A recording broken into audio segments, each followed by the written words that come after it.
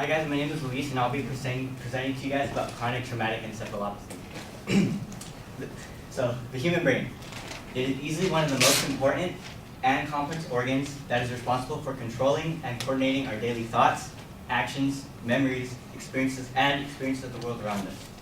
The example image shown is what a healthy human brain looks like, or what it should look like. In this next image that I'm about to show you is an example of a brain that's been diagnosed with chronic traumatic encephalopathy, or CTE for short.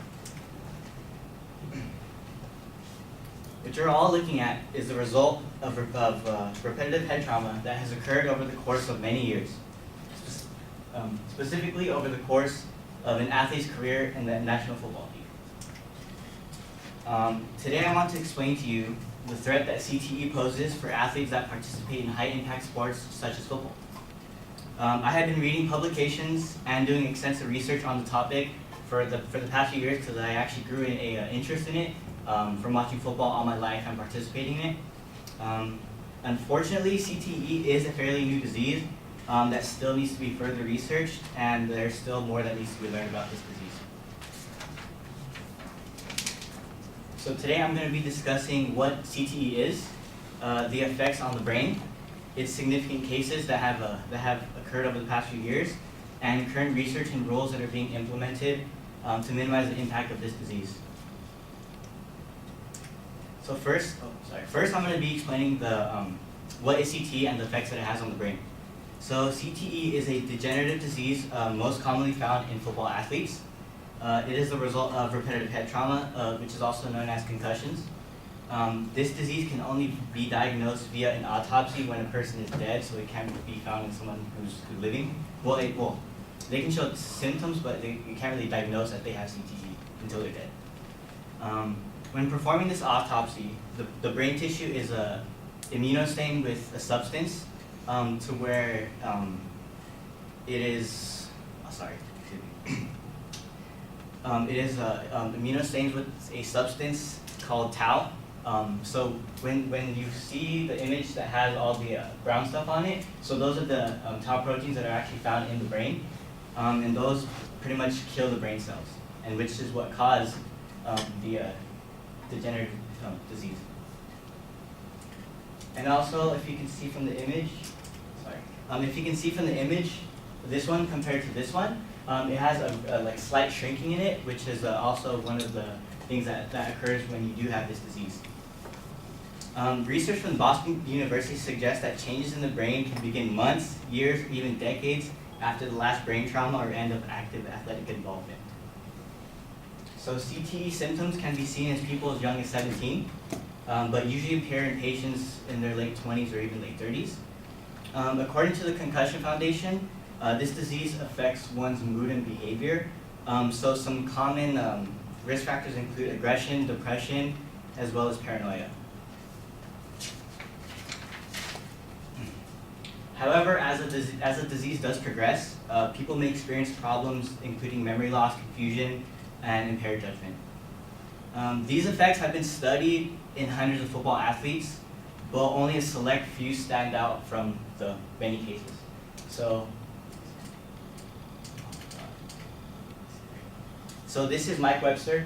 He was a center for the Pittsburgh Steelers for many years. I believe he holds the record for the amount of games played for the franchise.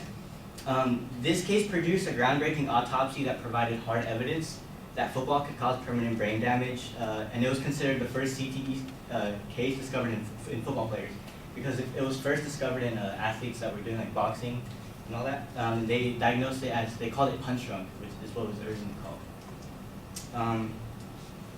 In 2013, an article from PBS Frontline, Dr. Bennett Omalu, who was the doctor who actually discovered this case in Mike Webster, he had to make sure that the slides were it was people from his age, because according to what the brain looked like, it looked like someone who had dementia who was over 60, 70 years old, but he actually died when he was 50 years old.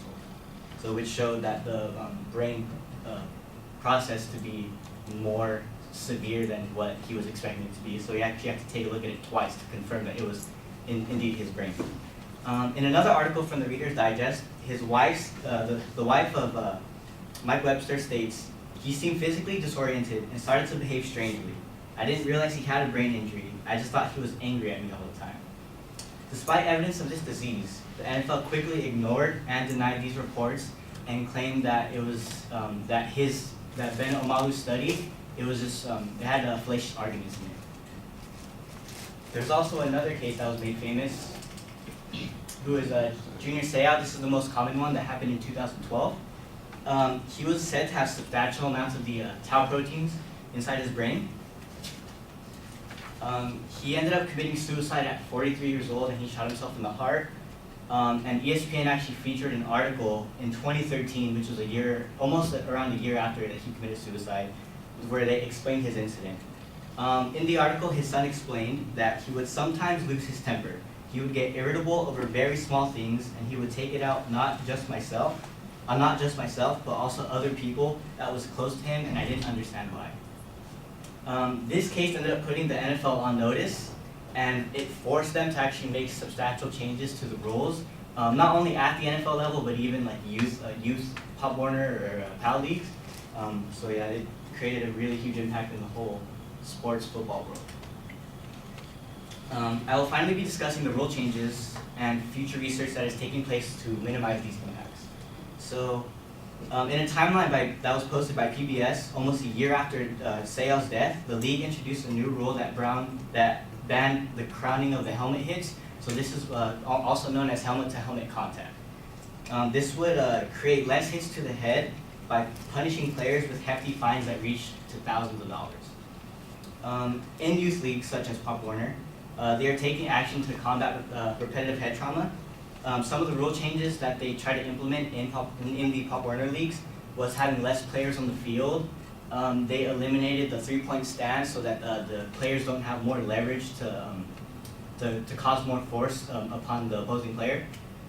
They also wanted to take out special teams, so they took out punting, they took off kick return, and I think they're also going to take out field goals as well. Also, in an article published by the Chicago Tribune, a man named Tom Troy, who is the president of the Pop Warner, states that it's tough for many of us that for the love of the game, because you don't want to see it change. Since CTE can only be diagnosed in dead patients, some of the top CTE researchers have actually been working their hardest to find a way to diagnose patients that are living, because as I mentioned earlier, they can only discover it in people who are dead. This was made possible through the Boston University Brain Bank and the millions of dollars that a lot of outside sources, foundations, as well as the NFL are trying to contribute to try and combat this disease. So after discussing CTE and its effects of the brain, two of the most significant cases, as well as the rules being implemented to minimize the effects, it shouldn't be taken lightly. It can affect not only professional athletes, but those that surround us. Thank you.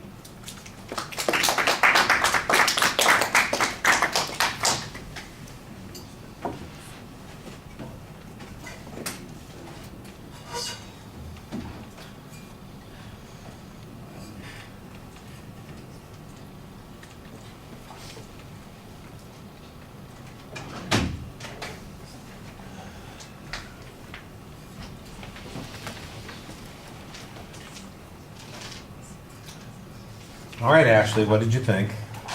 So initially he states clearly that he's going to be talking about CTE, high impact, in sport, related to sports. So that was clear. He also showed us pictures of what a brain should look like and after it has damage. So I also appreciated that. But something that I do wish that he had done better was explain what CTE was before explaining the pictures, so that I could have known what it meant before I saw the pictures and how it affected the brain initially. You could tell that he he didn't really go off topic about things, and he kind of stayed in the same focus about explaining different team members, like how they were affected, and it was well explained. He explained the age range, who it affects, and he wasn't constantly looking at his paper to read off of. He would look at the paper, then look up at the audience and speak more about his topic, which I appreciated. He was more, constant with that. All right. Good deal. Luis, you came in right after I had just chastised Art about introducing himself, and then you proceeded to introduce yourself. You don't need to do that. I called you by name when we called you up. Yeah. Everybody knows who you are. So, like we talked about, get to the part where you're talking about the disease. You've got some information there. That is your attention device. There's a section, like if I looked at the introduction that you wrote, I'd probably cross out like the first 2 or 3 sentences that you had and get to the place where you're making a statement about the issue, and that's really where your attention device is. You did have an excellent statement of your purpose at the beginning, and there was a good preview. This is the thing that I thought was a little bit problematic in the speech. At the beginning, you have a very good preview of what the supporting structure is going to be, but as you get into the structure of the speech, you're not as consistent about citing those points and making transitions between the points as you could be. I could tell when, obviously, because you had the visuals, when you were talking about the particular cases that you're going to be talking about, and you had Mike Webster and Junior Seau, and you've got the images that you're showing us there. So I know that you're in that section. The other material, it's not that it runs together. I can see that there's information there and some of it's distinct, but you want to help structure it a little bit more. One of the things that you did that helped that is at the end of the speech, when you summarized the presentation, you kind of reminded us what the structure was, and that kind of rescues it a little bit. It makes it a little bit clearer how all of those things went together. And so I appreciated that. I just think you can probably do that a little bit more in the body of the speech as well. There's a lot of information in the speech. You cite sources pretty well. You've got the example. You've got the historical information about the doctor who discovered this. You've got the cases that you're making reference to. As the speech goes on, though, there's a little bit less and less citation of the information. I did think that the changes in Pop Warner needed to be identified where you found that information, but you did have the guy who's the chair, the director of the Pop. So I assume some of that probably came from the same article or from that guy himself. So you just want to be more consistent about citing those things. And one of the things that I'm sitting here thinking about is, so how do those changes produce a lesser risk of CTE in young kids who are learning to play football or playing football at a very young age? And I think that needed to be explained a little bit more. Like the kicking game, for instance, I have an impression about what's going on and why it might be that way, but there's not everybody's a football fan, so not everybody's going to know, well, why is getting rid of that going to have a reduced impact on that? So I think you need to explain that a little bit more. Although it's tough to do much more explaining since you did go a little bit over time. You filled your time very thoroughly and maybe a little bit more thoroughly. Let's see. The visuals. You get a lot out of the 2 brain pictures. Yeah. I mean, and you use them quite a bit. And I think what Ashley was saying before is you basically are trying to let the visual and the context define what CTE is. And she felt like she needed a little bit more of a medical definition, a little bit more description of things that are going on there. And I can appreciate that.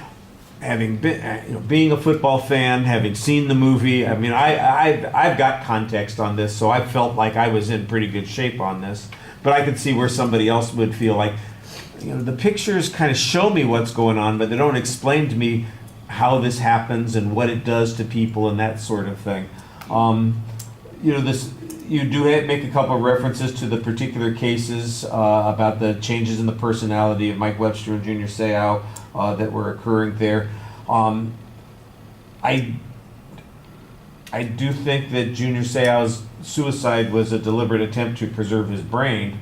That's why he shot himself in the heart and not in the head, that kind of thing. And I think that was part of the story also. I think that would have added maybe a little bit more interest to your presentation. And of course, for some audience analysis, don't forget to mention that Junior Seau is one of the most celebrated football players ever to come out of the finest football university in the country. You do want to say that. And there's nothing wrong with a little ass kissing when you're trying to get a good grade. Okay, thank you.